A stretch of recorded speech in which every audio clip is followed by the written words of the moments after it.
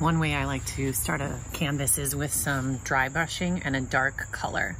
So dry brushing means that I have very little paint on my brush. I dip it in there and then I wipe most of it away so that it is just a little bit of paint, and then I'm using a dark color, not because that's necessarily what I want in the painting, it's just to give me dark values right away to begin with.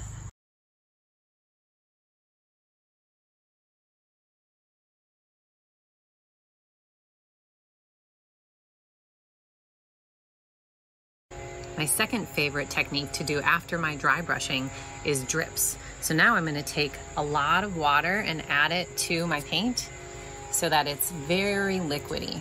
The other way to do this is to get a jar and add your paint in there and then add your water. I would do that, except for I'm just kind of lazy. So I'm gonna work with the brush full of wet, soppy paint. And then I might even add more water as I'm adding it to the canvas, just to get those good drips.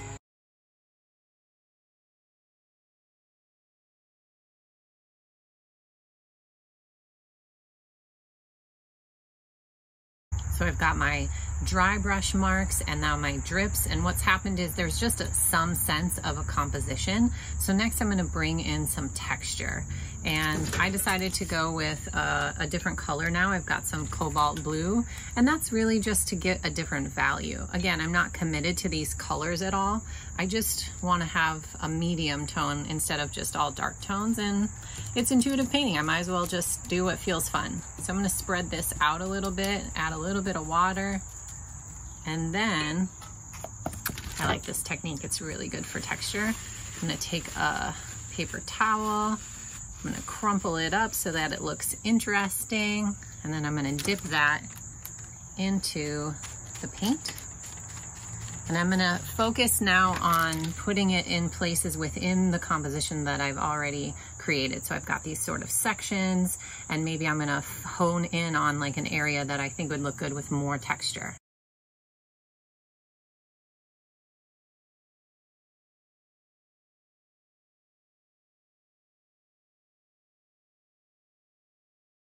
Up until now, I've been using a big flat brush to do these big strokes and just find my composition, or the paper towel to create texture.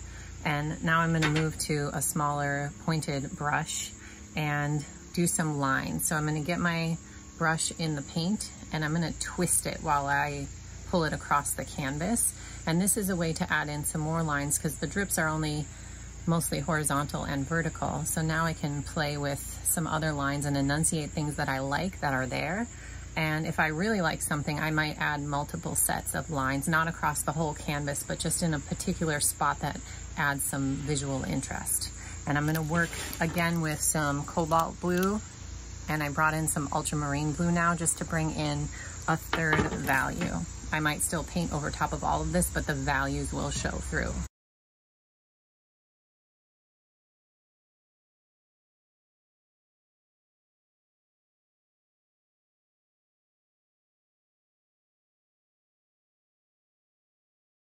Now, the last step for just getting started with my intuitive painting is I'm gonna block in some color. I'm gonna still water down my paint so it's not super opaque, and I'm gonna use a brush and or the paper towel and just find some areas and make them a darker value so that the lights and darks can start to play with each other in a bigger way.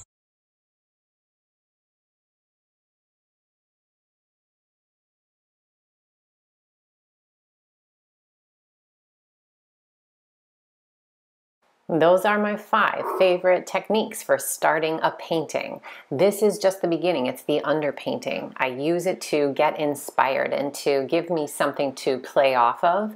So from here, I'm going to add the colors that I want. I'm going to enunciate the parts that I feel excited about.